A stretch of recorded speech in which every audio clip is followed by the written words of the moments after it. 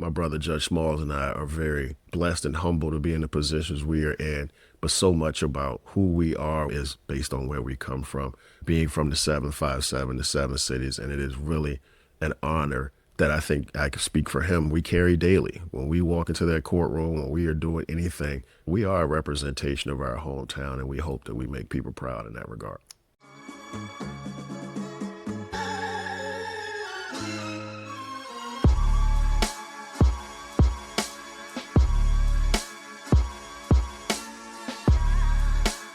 All right, what up, what up, what up? We are back again in the building. Yes, indeed. Yes, indeed. Unscripted Orders back for another episode. I like it. Sir, yeah, I'm B. Smalls. I'm D. Bugg. Welcome back. We're so happy to be back again for the 4th episode. Y'all still listening to us, man. Last episode got a lot of play, man, and I got a little bit of beef with some viewers, and we'll pick that up in just a moment. I wasn't aware of the beef. But that being said, we appreciate the love that y'all are showing us on the show. So if you haven't already, go subscribe to our YouTube channel, follow us on Instagram, and you can also find us on Spotify and Apple Podcasts.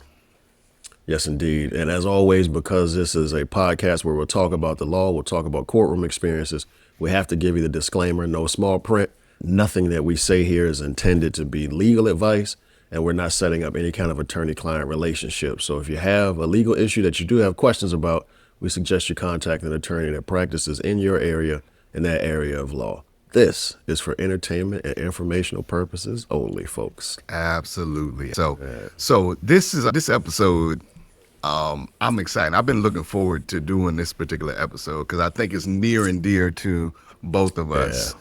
Today is going to be a 757 themed episode. Yeah, the hometown. The hometown. For those who don't know, 757 is the area of Virginia that we are from. And so we're going to talk about that in just a moment. But before we get into it, what's anything new since we last were on? Always a lot. Court stays busy. Yeah. About 12 hours ago, I was in Atlanta. My brothers and I went to check out the Commanders game down there and play the Falcons. How did that go? It was a glorious experience. I mean, the folks of Atlanta are very hospitable. Okay. We had a great time, met some great people in the stands. Right. But on the field, the good guys did not win that one on the field. I guess it's on who the good guys are. If we're talking about the Commanders, I think that's it wasn't. There was a little frustration for the people in burgundy and gold in the stands, but we had a good time. Yeah. Now, had Atlanta won a game prior to that? I think they had. Okay. The week before, though, they got zipped 30-0 by the Panthers. So you would think, you would think, okay, this is a game we can win, but you could also expect that we're coming out ready to fight. After that kind of outcome. So they got the better of us. It still came down to an onside kick at the end. If we had to recover the onside kick, we still, as I told my new friends I met in the stands, we was on their neck. And we didn't look great, but we were on their neck. We were right there. We just couldn't pull it out. So next time. It'd be like that sometimes. Yes, indeed. Yeah. So it's been good, man. But how about things for you? Things been good up until yesterday. So I'm going to talk about this beef I got with a couple of folks who... Oh, that's the beef? This is the beef. I am aware of this. You are aware of this. This is actually not beef. This is seafood. This is surf and turf. Surf and turf, yes. So surf and turf. So yesterday, I posted a video, just a picture, a couple of pictures. So, to promote last week's episode 3, it was the last Instagram post. And, basically just, we try to detail that we're doing other things outside of just being judges. And so I believe it's on Thursday of last week, my clerk sends me a ad, that Harris Teeter was running a special. You could go to Harris Teeter and buy uncooked, unprepared lobster tails. They were only going to be $4. Yeah. That's a deal. A $4 lobster tail. Yeah, now, it wasn't the biggest lobster tail. It wasn't like you were going to some, high-end steak restaurant or seafood restaurant, but it's lobster. They $4. I'm going to take that deal all day long, okay? So I go to Harris Teeter. I pick up 4 lobster tails, okay? So I end up making these lobster tails, okay? Try to hold my own in the kitchen. All right. But, for this, I had never actually prepared lobster tail. So I was like, let me just go find me a couple of YouTube videos, make sure I ain't doing nothing too crazy. So I put together a whole, butter concoction, has some seasonings in it. And, I end up cutting the tails and, I'm painting the butter contraption on the lobster. And so put them in the microwave. Not the microwave? Yeah, that would have really been a problem. Microwave lobster tail. Yeah, that would have been an issue. That's some 757 stuff right there, bro. I put them in the stove. All right. I cook them on, I think it was 400 for 15 minutes. Pull them out. They're looking beautiful. I said, let me snap a few pictures and I'm going to post it on our Instagram page just as another way of promoting the podcast. Well, I had 2 haters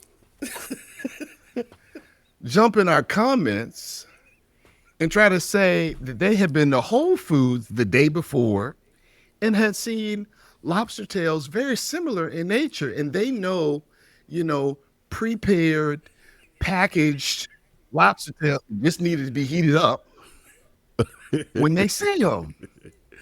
And, it started off, just one comment. And then another person had to jump in. I'm not even going to give them the dignity of actually saying their names. They know who they are. They know who they are. Expecting maybe Christmas gifts or anything like that. They can forget about it. Okay. It's going to be $4 lobster tails. In the microwave. Microwave In the microwave lobster tails. For Christmas. They're getting coupons for $4 lobster tails. I didn't catch that's where it had come from. Yeah. I just saw the comment about Whole Foods, so I didn't understand that you had actually put in, some research and done some work to get those to the way they were looking. I mean, that's a compliment to you. They did look store-bought. They look pre-prepared. If you ever need a side job, Whole Foods could hire you. Clearly, they could hire me. And so, it's just one of those situations where, the fact that they would besmirch my good name, to me, it's just not right. People that you think respect you, might have some love for you, just would go out and be disrespectful like that. It's just crazy, so, but that's all right. I have a long memory. I have a very long memory. Okay. Oh, that made me cry. That's awesome. I will remember. Surf and turf. They're not getting any. They're not surf and turf. Surf and turf, baby. Surf and turf. Tough out here. It is, man. It's hard out in these streets. They can't be just trusting us that we're trying to do the right thing. We judges. We got to tell the truth. That's awesome. That is awesome. Oh Lord, man. Let's go ahead and get into the show because I'm excited. Yeah, I'm excited to talk same about here. The 757. Area of Virginia that both of us are from, and honestly, I think growing up in this area, I don't think I had the level of appreciation for it that I certainly do now as I've gotten older, because I can remember growing up. And I think like most kids, you say you're going to grow up, you're going to move away and, never come back to the area or, something along those lines. And that's just youth talking, that I just didn't have an appreciation for it. But I do have an appreciation for it now. Talk about, your experience growing up in the 757. Yeah, I will say I agree with you on that. Having a better appreciation for the area and where you're from now, because I've gotten a chance to leave there and experience other places in life, right? Growing up, that's all we knew was really the east end of Newport News. I didn't even spend much time uptown, until a certain part in life, right? Yeah. And I always tell people, I think the greatest thing about life for me has been being born and raised in Newport News, but one of the greatest things that happened to me was getting a chance to leave, to see other things. But it always comes back to my upbringing there, that town, that place. I think it instills something in us. And I mean, I know I've talked to people that have gone to other schools and they meet folks from our area, and, you can see the way people light up when someone talks to them about being from the 757. And just some of those influences that we got to see. And it's a unique place because we're not, I've had this conversation recently, people were asking, are we the North? Are we the South? Is it East Coast? We're not New York. We're not dirty South. Is, East Coast, being raised out there right on the water. I think it just shapes us, right? It shapes us in a way that kind of prepares us to go on and do the things that we've been able to do. And then you get that sense of that hometown pride. And I think maybe we didn't feel it, and it probably comes a little bit more because there have been so many folks from our area to do so many things and put our area on the map to a way that, in the early 80s, you go somewhere and tell somebody you're from Newport News or Williamsburg, and it's like, where's that at? You had to tell them how close you were to Washington, D.C. or the North Carolina border. Yeah. That was the only way people knew where we were. But now you can say, I'm from Newport News, I'm from Hampton, I'm from Chesapeake, and folks know exactly what you're talking, or just say the 757, which, we weren't even the 757 growing up. We were 804. That's right. It was that's right. 804 area that. Code growing up. I was going to say that. Yeah. So that identity of 757 is something that is new. We were lumped in with Richmond, but, love that place. Love it, man. So, so quick history lesson, because I didn't know this. So as I was doing research for, the show and talking about the 757. So it was back in, I think, like 1947 is when they first started doing area codes for the United States phone system. And so the state of Virginia's area code was 703, okay, which I know is y'all's in Northern Virginia, okay? Part of it anyways. Part of it anyways. Yeah. Because that was like 571 is the other. 571, yeah. Okay. Yep. So when it first came about in 1947, 703 was across the state, okay? And then in 1973, it transitioned because there was so much growth, so many phone numbers that they had to come up with other numbers. And so Northern Virginia kept 703. The rest of the state took on the 804 area code, okay? And then in 1996, when we were in high school, is when they decided, all right, there's so much growth down in our area that we need to expand and we need to create a new area code. 96. It's when 757 area code became a thing. And and so that was, when we were in school. Yeah, I don't even know if I remembered that it was in high school when that happened. But that's awesome. And I couldn't remember quite right. I remember when the change happened, but I couldn't remember quite when it was. But we were in high school when the 757 came about. Now here's the crazy thing, is that now the 757, I think in 2022, the 757, so I think new phone numbers in certain areas of the 757 are now, if you get a new phone number, it's going to be a 948 number. So, so they... It's crazy. Where is 948? But, as we were talking about, there's so much that's come out of 757. There's sports, figures who've come out of 757. There's obviously music. And then there's just kind of the overall just kind of culture. So let's talk about sports first, because I think that when people think about 757, that is one of the first things that comes to mind. So talk about, like, who are some of the people that you reflect on looking back, maybe growing up, maybe you heard about them because you didn't see them, or, some of the people who you might have been contemporaries with, or maybe even some of the folks that are, around today who are doing things. So when you talk about sports in the 757, who are some of the people that come to mind for you? Yeah, for me, especially in terms of looking up to athletes, I think some of the first ones, and this might be a name that a lot of people may not catch, but Al Toon, being a track runner. Al Toon held records all through Newport News for long jump, triple jump. So just going to track meets and seeing his name as the record holder at various meets, and then figuring out what he went on to do. I'm pretty sure he played for the Jets professionally and some other teams. Yeah, he did. So that's one of the first names where I was like, this is somebody from our hometown who is a professional athlete on a high level. Like, I knew the name, and then starting to run track, I realized, he's from where I'm from, and that's that first sense of somebody from where I came from that walked these same streets has made it out of this place and has gone on to be successful. So Al Toon is always the first one that I think of. And, it's weird to say it because these were your classmates and your friends, right? But Aaron Brooks and Allen Iverson were before me, a couple of years before me. Just watching AB and the stuff he did at Ferguson and seeing him go on to UVA and play for the Saints. Good friend of mine that's on city council now in Newport News, Marcellus B2 Harris. B2. Shout out to B2. That's my guy. That's my guy. B2 went on to play at East Carolina. So these guys that were a couple of years ahead of me, they were the ones for me that were great influences to open that door and that idea of athletics can pay for my education. Athletics can open the door to, you know, AB going to UVA and Mike going to Virginia Tech and B2 at East Carolina and, you know, even Ron Curry at North Carolina. These are schools that, you know, it wasn't Tidewater Community College. These were schools that athletics opened the door for folks from our area to get there.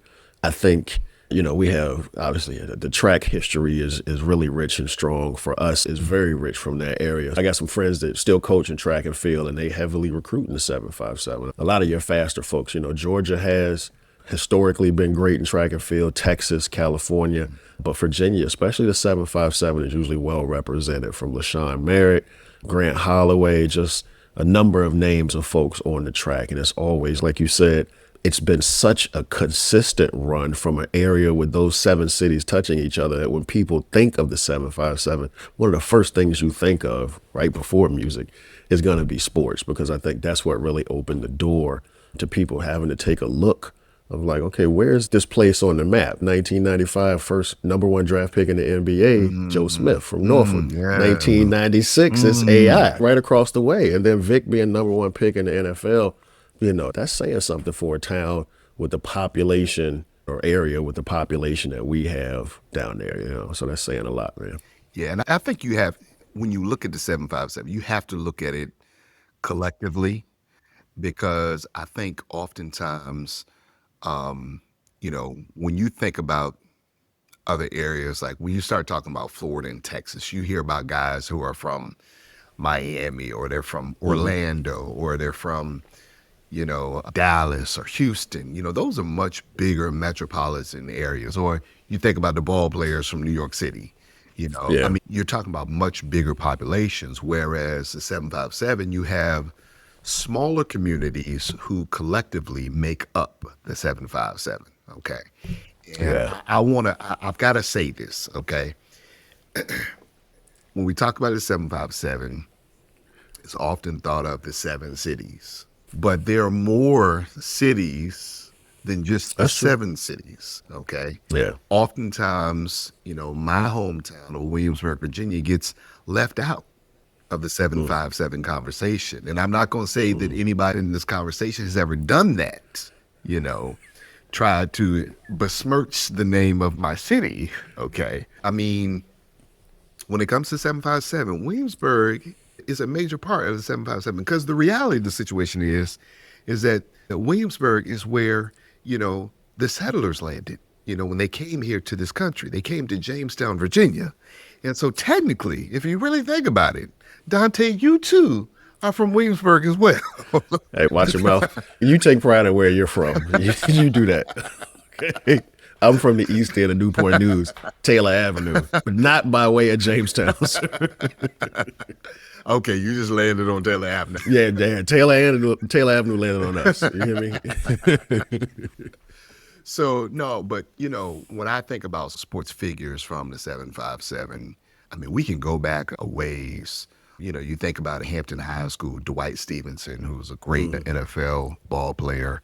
There was a cat that played quarterback, and we'll talk about Ron Curry. But before Ron Curry, I believe the guy's name was Gary Hunter, if I'm not mistaken. Eric Hunter. Okay. Eric Hunter played quarterback at Hampton High School and was a phenomenal ball player. Ended up going on and playing at Purdue University.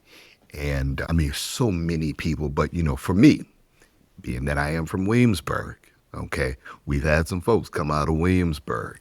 None other than, you know, I still consider him the GOAT on the defensive side of the ball.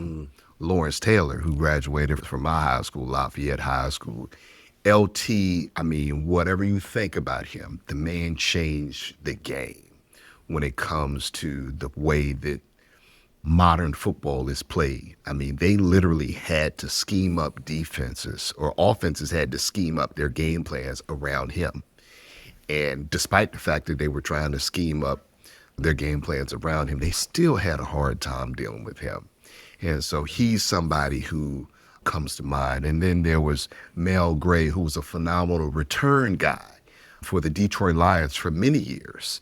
Ron Springs was a phenomenal ball player in the NFL despite the fact that he went to that awful university in Columbus, Ohio, and I'm not even going to say their name, but shout out to him, his son, who didn't grow up in this area, didn't go to high school in this area, but Sean Springs, who's a phenomenal individual, is a friend, and his family still lives here in Williamsburg. But shout out to Sean, who actually lives in your neck of the woods up in the Northern Virginia area. So, but his dad was a phenomenal ball player.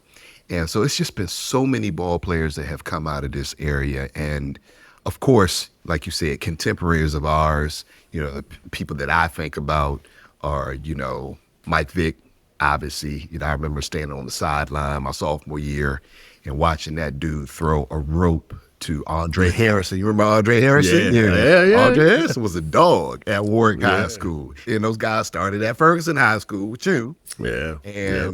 But when Ferguson closed and Heritage opened, they split the schools, and of course Vick ended up at Warwick High School.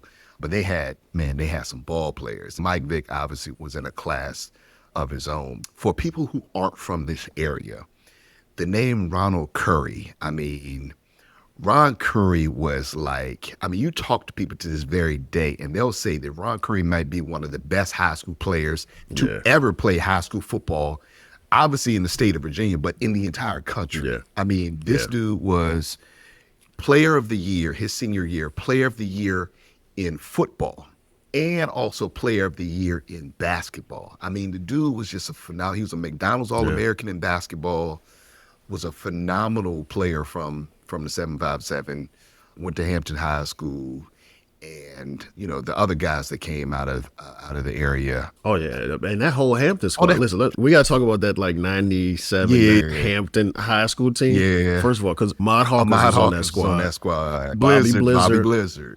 Let me tell you something. They really solidified the fact that I needed to be on the track, right? So like you said, Ferguson closes in 96. Heritage first year is 96 that fall. Y'all's first game. I played football. Our first game was supposed to be on a Saturday or Friday night. I think there was a hurricane or something, so we played Monday night. As I understand, it's the first Monday night football game in Newport News Public School history. Todd Stadium. I was there. We played Hampton High.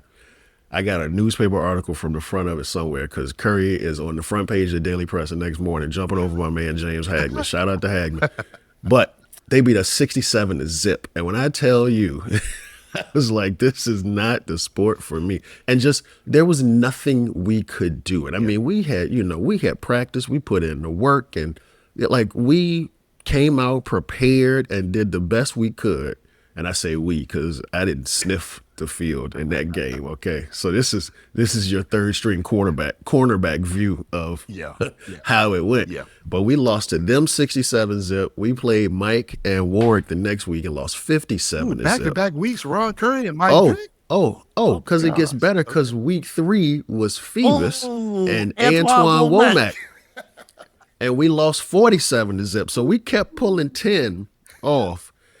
And I think our first win might have been Gloucester, man. But that first 3 week of Hampton, Warwick, and Phoebus, it was like maybe. And shout out to Coach Pollard, track coach at Heritage, when he was like, if you really want to go to college and pay for your education, you should probably go for track. And I was like, I think you're right.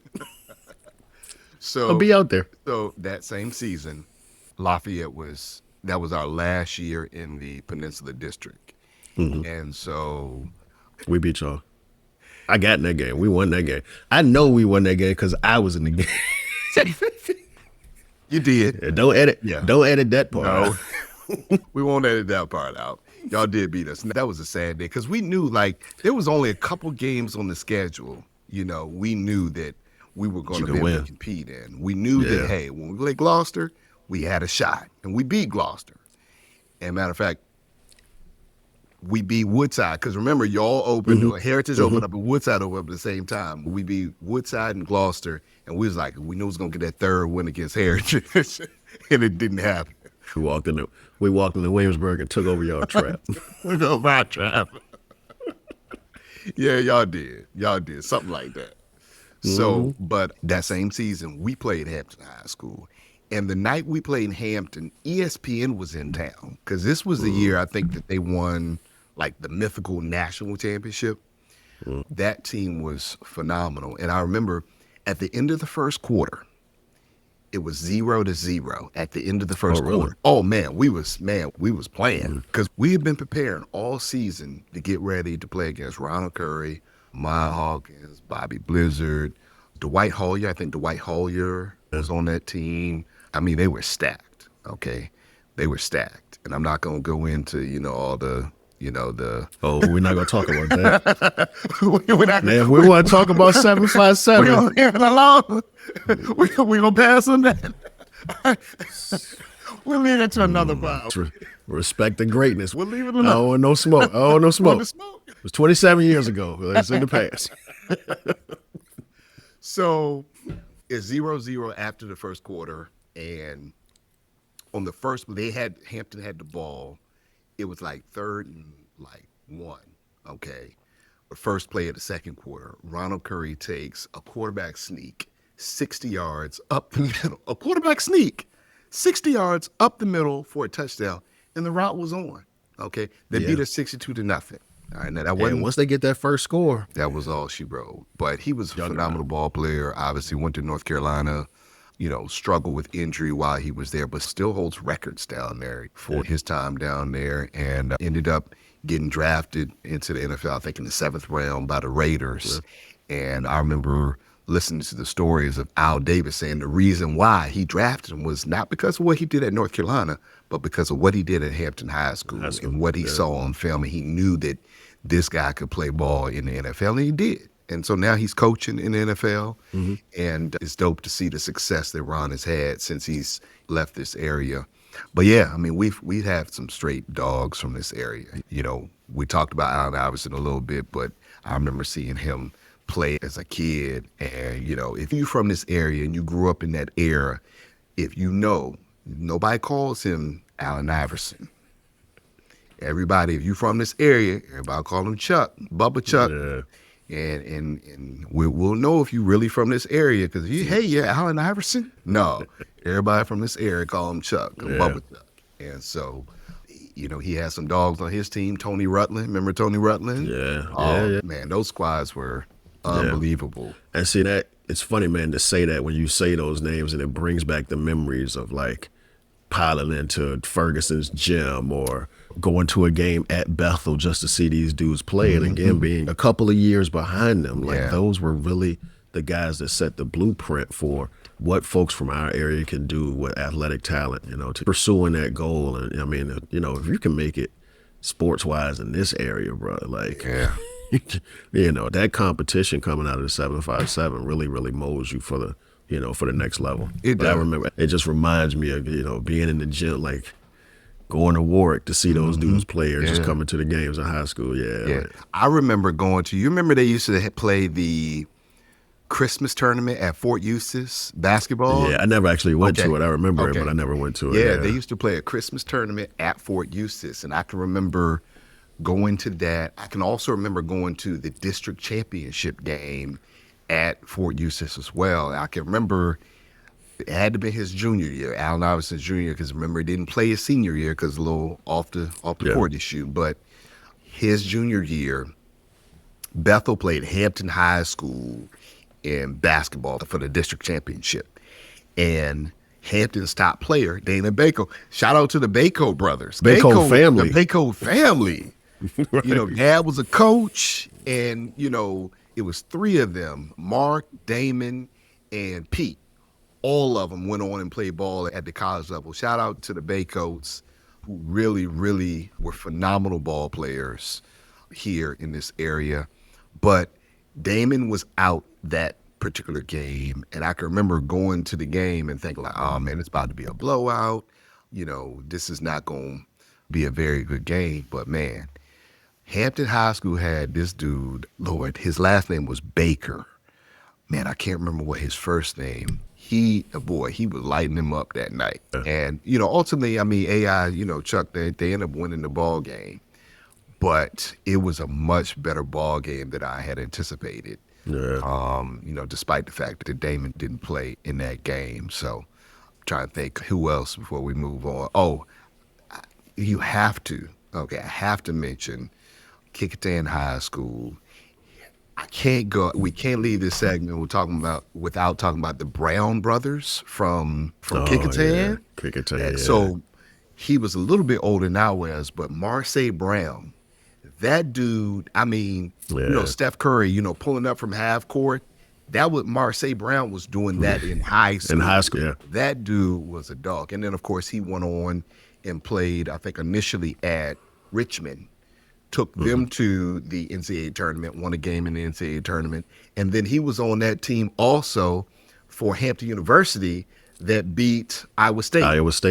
They took the number 2 seed. Yeah, took out the number 2 seed. They were a 15 seed at Hampton University. So he transferred from Richmond, ended up at Hampton University, and took 2 teams to the NCAA tournament and won ball games at school. So he was just a phenomenal player. But his brother, I know he had a brother named Morocco who's a really good football player.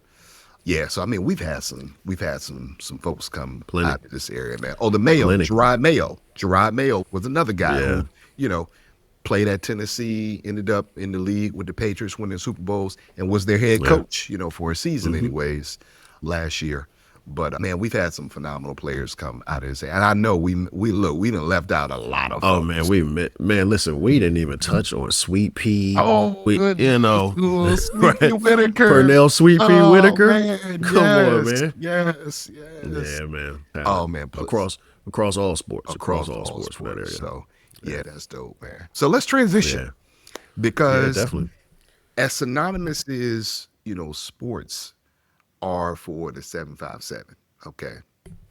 Man, when I tell you that you talk about music, oh my gosh, we've had so many musicians, that have come out of this area, man. So talk about some of the folks that kind of come to your mind when you think about music and the influence that the 757 sound has had on music, even up to this very day.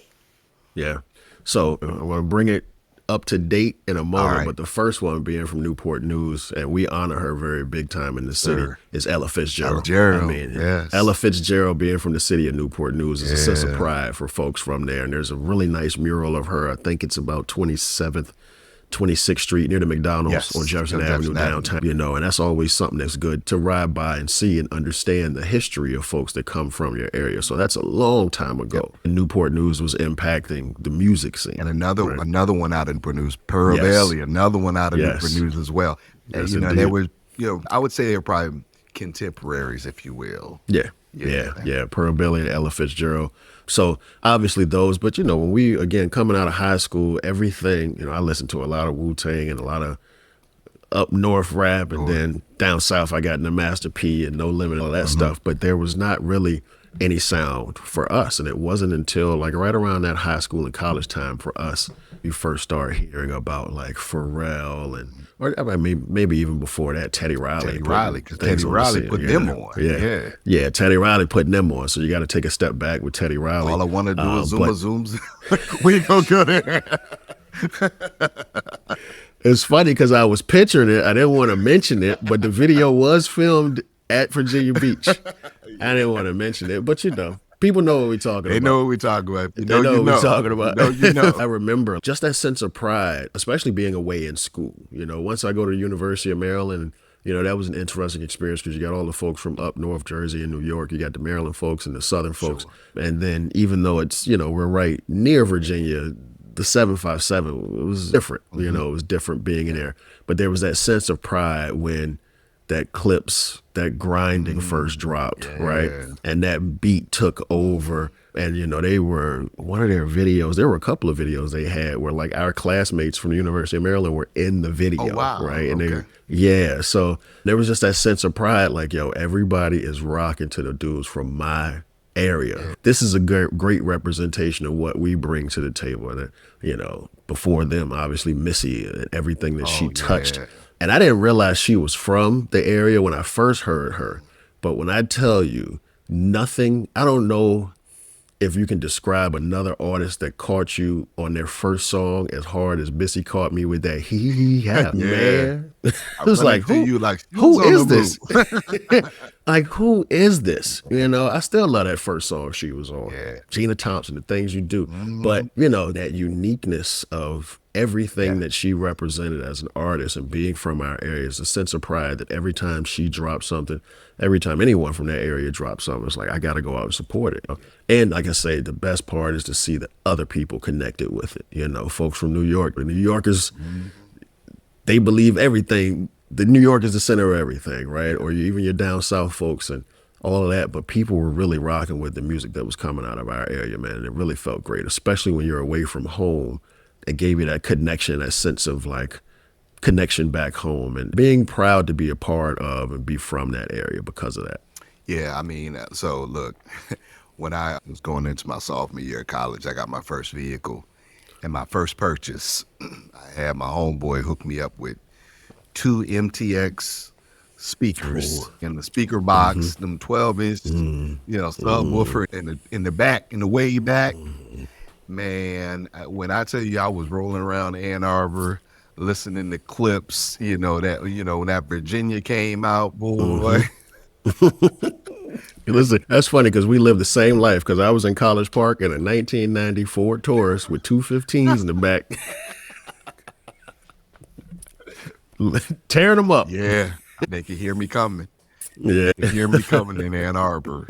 But no, I mean, so many great musical artists. You can't mention Missy Elliott without mentioning Timbaland and the whole sound that he brought to the 757. And obviously Magoo. Yeah, I want to say shout out to Shout Magoo. out to Magoo, The big Magoo fan. Yeah, Yeah. I mean, it's just, we've had so many, different folks coming out of this area. You mentioned Burl Bailey, you mentioned Ella Fitzgerald. I got to bring it to Williamsburg, okay?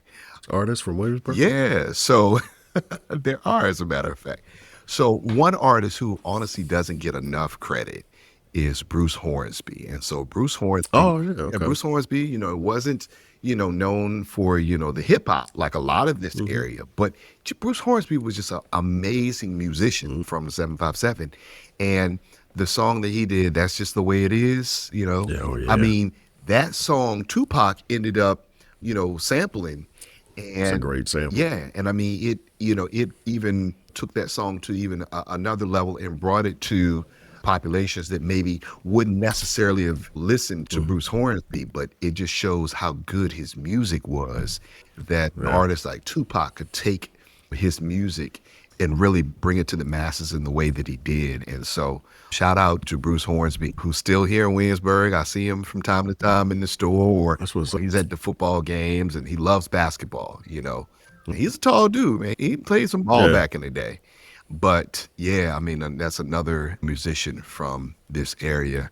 So yeah, I mean, we've had some phenomenal folks. I know we touched on Pharrell, but can't forget Chad and Pharrell, Yeah. the Neptunes. So funny story, my deputy, Danny Carter, shout out to Danny. I know he's gonna see this episode. Shout out to Danny. He's one of our faithful followers and listeners. He tells me stories about how back in the day, his brother was friends with those guys, Pharrell and Chad. They would come over to the crib and they would be in the garage and they'd just be making music and playing. And, I think they might have had a band or something like that. And it's just amazing to listen to stories. And Danny got some stories, man. We might need to bring Danny on because not only did he know Chad and Pharrell, but he knew Eclipse too, because they was from Virginia Beach and he went to Yeah. school with Malice. And, of course, Pusha T was a little bit younger. He's 4 years younger, but he was familiar with him. But yeah, so he knew a lot of those cats growing up. And it's Yeah. just amazing to listen to him tell stories and whatnot. So yeah, this 757, man, has really produced a lot of phenomenal artists that have come out of this area. So anything else you want to hit on the music side of things? No, I think we covered most of them that immediately come to mind. I mean, and that's just the tip of the iceberg. I mean, there are plenty of, we're talking the most recognizable names, but there's a lot of talent that comes from our area on the music side as well. Yeah, no, it is. So let's quickly transition and talk real briefly about, we've talked about the sports and we've talked about the music, but man, we've just had some phenomenal, groundbreaking historical figures who have come out of the 757, folks who've come from the legal arena. So, Is there anybody that, kind of stands out in your mind, of folks just from historically, culturally have made a difference coming out of the 757? Yeah, I think the first two that jump out to me, one is the current and soon to be retiring Chief Justice of the Virginia Supreme Court, Justice Goodwin, who's from Chesapeake, Virginia, who has an amazing story, who I am making this an official plug to have him as a guest on this podcast Mm. because his last State of the Judiciary address to our judicial conference, and I believe that was in March of this year, where he started to talk a little bit about his experience being from Chesapeake, playing football and going to college on a scholarship, and how all of those things led him to where he ultimately ended up as the chief judge of the Virginia Supreme Court and the lessons he learned along the way. So you talk about an impactful force, right? The Black Chief Justice of the Virginia Supreme Court being from our area. I also think of my good colleague, Judge Patricia Giles, who's in the Eastern District of Virginia Mm. up here in Alexandria, and she's from Hampton. She went to Kickingham High School. Oh, We run wow. into each Okay. other. We run into each other in the grocery store all the time. Okay. So, 757 is obviously representing in the legal arena currently, but, I think back to, and I had to do some research on this one, but Barbara Johns, she started a student strike in Farmville that actually led to Brown versus Board. So there's the influence going as far back to Brown versus the Board of Education, involving folks from our area stepping up to the plate and being influencers, not in, the way we think of influencers now, but influencing very public and important things that have happened in our history. So, there's just a sampling of that. I mean, obviously, just on a more local level growing up, I remember the name Jessie Ratley, as an Oh, African American yeah. woman Yeah. elected to Newport News City Council. Yeah. That name, Jessie Ratley, carries a lot of weight when we Hmm. were growing up. Hmm. I think of, obviously we are not political here, but thinking of Congressman Bobby Scott, you talk about a legend in the 757. I remember being young and going with my mom to his, I'm not sure what holiday it is. I'm not sure if it's 4th of July. I'm blanking on it. Labor Day. It's Labor Day. Yeah, It's Labor Day. Labor Day. But, again, for a kid from the East End of Newport News going to the house of a congressman for a cookout, right? Like, that's one of those things where I'm pretty sure he puts it on for his reasons, but it had a lasting impact on this young kid from the East End of Newport News, that there's a little bit more than perhaps what I might have just seen in my section of the city. So that's a name that is always forefront for me in terms of influences. And because of where I am in this position now, we have the opportunity to cross paths very frequently. So that's one that I would have to mention is Bobby Scott. Yeah. So another judicial name that I think of is Judge Will Taylor. Judge Taylor, who sat in the circuit court in Hampton, believe it was 1983. I think he became the first full-time judge that was African American on the peninsula. And, that speaks volumes. He really paved the way for a lot of folks that have come after him. And so I got to also give a shout out to my good friend, one of my mentors, Sandy Conyers. Yeah. Sandy was somebody that I looked up to during my legal career, and she really helped mold and shape me. She was one of the first African American female judges. Matter of fact, she was the first African American full-time judge in the Ninth Judicial Circuit, which is where I sit at. And so, shout out to Judge Conyers, who's now retired. I tell you what, Judge Conyers, boy, she was always sharp when she dressed. Look, look, I ain't gonna tell all her secrets, but she got a Friday hair appointment. She ain't never missing that hair appointment. Judge Conyers always gonna be dressed to the T's. She's a Delta too, so she Yeah. takes much pride in her Delta ties. But yeah, so many phenomenal folks and people that have come out of this area have had a significant impact. I think both you and I. So I'm just grateful to Yeah. call this area home.